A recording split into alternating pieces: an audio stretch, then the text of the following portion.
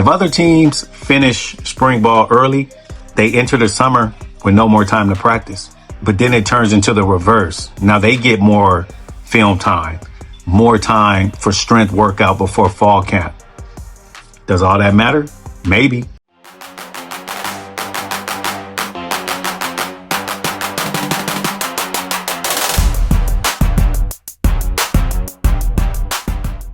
Welcome back to UCLA Football TV, hosted by Westwood 739. The Big Ten already started spring football. Nebraska opened practice February 21st. Purdue and USC started March 3rd. Ohio State is starting on March 10th. Oregon, March 12th. Michigan and Michigan State, March 17th. Wisconsin, March 19th. Maryland, Minnesota, Penn State, March 24th. Iowa, March 25th. Rutgers, March 27th. You guys see where I'm going with this? The conference is already on the field. Install meetings are happening. Quarterbacks are throwing. Offensive lines are building combinations. Defensive front are rotating bodies. Coaches are already evaluating position battles. But guess what? Meanwhile, UCLA, we don't even start spring practice until April 2nd. So the real question is simple. Is UCLA behind the conference? Or is UCLA actually doing things the right way? Honestly, it's not like they have a choice, right? Because spring football isn't about games. Spring football is about installs. It's about repetition. It's about building systems. If you ever went to go see spring practice, that's exactly what you'll see. It's about building communication. It's about learning how the team functions once the ball is snapped. And inside the Big Ten, that process is a big deal. This conference demands physical football. You know we got to play 9 conference games. You know we're going to be playing run-heavy offenses, massive offensive lines, defensive fronts, rotating players, late-season games in cold weather. That's where execution and depth is going to decide the outcomes. That's the environment UCLA just stepped into when we signed up for the Big Ten. And the fact that we start spring ball in April compared to all the other teams in the conference, it feels like we're starting behind the 8 ball. But that's just the way it breaks down. We know UCLA is on a quarter system. When that Big Ten calendar starts moving, we feel it. Whether the Bruins are practicing yet or not, right now, programs across the conference are installing systems. Offensive coordinators are teaching terminology. Defensive coordinators are organizing alignments. Quarterbacks are learning cadence and timing, fam. Offensive line are learning protection calls. Defensive unit are working through their communication. All that starts in spring. Spring football is where the first version of the team gets built. This is where the coaches learn who understands the system, who communicates clearly, who responds under pressure. And you know just as well as I do, this is where position battles start. And that's why the time of the spring practice becomes interesting. Programs that start early usually want one thing: extra time. More time means more installs. More installs mean more reps. More reps means faster development.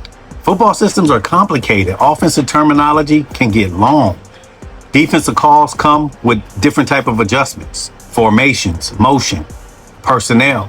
The players don't learn that stuff inside the meeting rooms. They learn that through reps. Quarterbacks call the play in the huddle, break the huddle. Nico is identifying the front. He's adjusting the protections.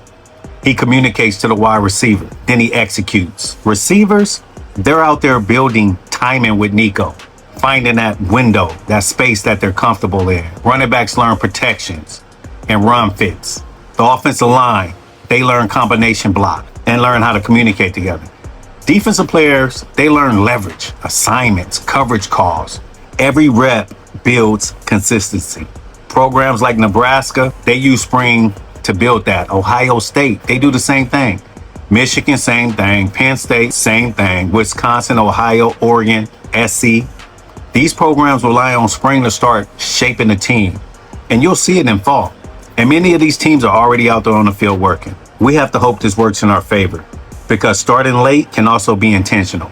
There's reasons why coaches delay spring practice. The first one is recovery. A college football season beats players up. By the end of the year, a lot of guys are out there managing injuries, shoulders, knees, ankles. Delaying spring gives players time to recover, time to lift, time to rebuild. So when practice starts, they're healthier. And let's not forget about the number one factor at UCLA, the academic calendar. Some programs line spring practice up with class schedules. It reduces conflict. It keeps attendance high during practice. And don't forget, roster stability is another reason. The transfer portal changed everything. Players arrive late, players leave late. Some staffs wait until the roster settles. They want to know who's actually in the building because installs depend on personnel. Offensive systems depend on the quarterback. Defensive fronts depend on the players up front. Coaches want to know who they have before they start building these systems. But there's one thing in the Big Ten that always matters: the line of scrimmage. How often do you guys hear me talking about the trenches? Offensive line chemistry is one of the hardest things to build in football. 5 players have to function as one single unit. Communication has to be perfect. Protection calls must be clean. Run fits, they have to match. We've seen it happen. One missed call and the play blows up. Centers identify the fronts. Guards pass off defenders. Tackles handle the edge. Everyone has to see the same picture. And that's what I love about college football. When I'm watching it, I'm looking for those type of things. That kind of coordination only comes through repetition, practice after practice, rep after rep. I'm just being honest. Michigan builds offensive line chemistry in spring. Ohio State refines protection communication in spring. Penn State, they're developing depth in spring. Wisconsin builds the identity of how they're going to run the ball in spring. Those evaluations take time, and many of those teams already started. So I'm asking you again, are we behind the 8 ball, or we don't really have a choice? Quarterback development is another thing that we're able to work on during spring ball. Quarterbacks have to command the offense. They have to. They run the huddle, control the tempo, identify alignments, deliver the ball on time. Spring practice give quarterbacks thousands of throws, and we know Nico could use them.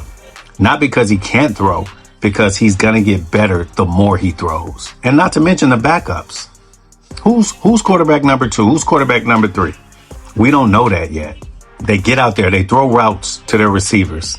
The receivers running the routes. They learn how to time the throws. They get to practice red zone work, 3rd down, 2-minute drills. That rhythm gets built through repetition, family. Programs already practicing are building that rhythm right now. UCLA will start building it April 2nd.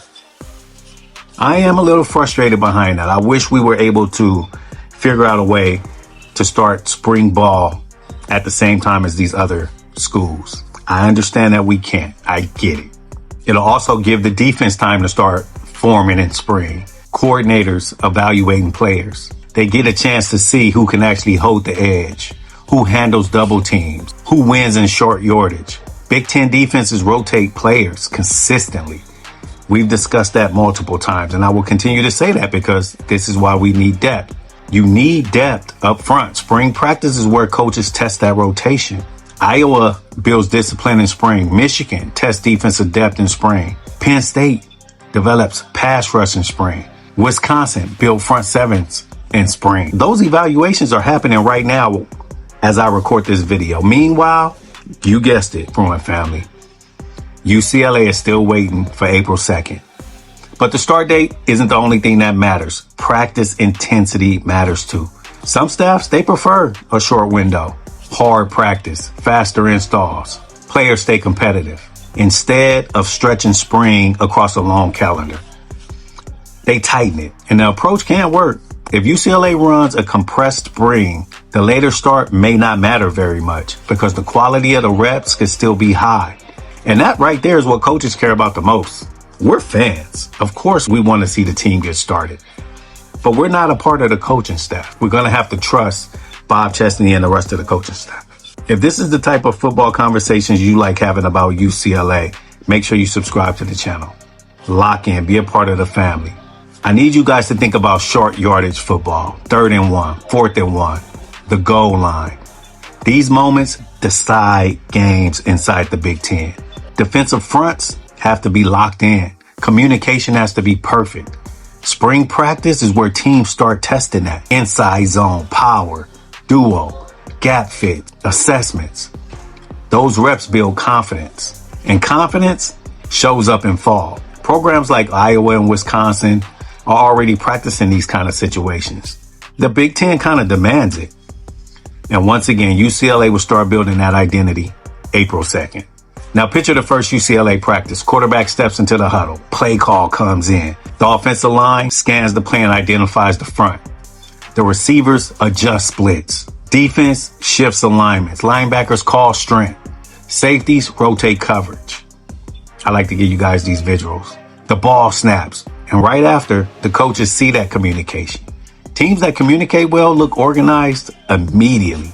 That's why I keep saying I'm looking for that. Teams still learning look hesitant. Spring practice reveals all that fast. That's why repetition matters. The more reps you run, the faster the problems show up and the faster coaches get to fix them.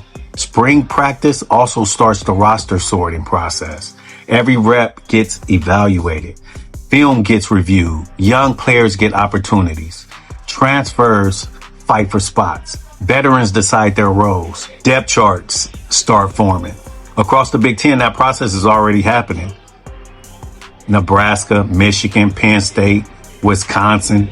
Once again, our beloved Bruins will start that process April 2nd. And that timing creates an interesting question. If other teams finish spring ball early, they enter the summer with no more time to practice. But then it turns into the reverse. Now they get more film time, more time for strength workout before fall camp. Does all that matter? Maybe. But the biggest factor is how well teams use practice. The quality of practice matters way more than the date. Like I said, some staffs prefer longer springs. Others, they prefer shorter, more intense ones. Both approaches can work. But what matters is what gets built during those practices. Because spring ball is when you really lock in and you start building a team, the systems, communication, competition. Right now, the Big Ten Conference already started that process. Wisconsin, Penn State, Iowa, Minnesota, Maryland, Rutgers already started that process. Once again, our beloved Bruins, they're going to start April 2nd. But guess what? I'm still excited about it. And that's when the real answers start showing up. Because spring practice builds the foundation. We're going to see a little bit of what the team is going to be. We're going to see the rotations start to develop. We're going to see chemistry start to form. We're going to see time in between Nico and his wide receivers and his running backs. And at UCLA, that foundation matters. Jump in the comments. Talk to me, family. I'll leave you with this. Does UCLA's later start keep the Bruins fresher or give the rest of the conference a head start? We're about to find out, right? When spring practice begins April 2nd, are you going to be locked in? Are you going to be able to attend some of those practices? If so, comment below, because you know what? I'm looking to get out there. I'm looking to go out and check out the team. I want to see Coach Bob Chesney up front. Hopefully I get an opportunity to speak with him. If you haven't subscribed to the channel yet, it's 100% free.